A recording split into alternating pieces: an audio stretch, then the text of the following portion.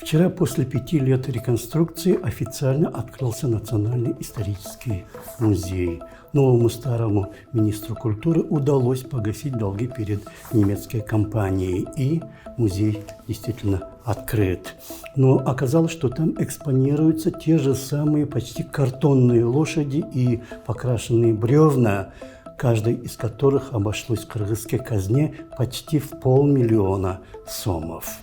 Конечно, одна из коррупционных страниц в истории музея закрыта, он отреставрирован, но насколько улучшена музейно-экспонационная составляющая музея. Посетители будут лицезреть не действительно исторические артефакты, а совершенный новодел, современный дизайн и так далее. Но в то же самое время на Красной речке или в Кочкоре гниют и разграбляются действительные исторические памятники.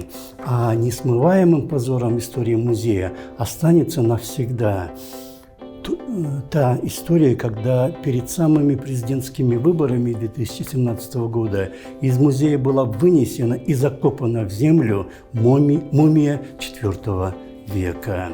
Только один этот факт показывает, что в Кыргызстане нет действительно исторической науки и действительного исторического музея. Вот в чем вопрос.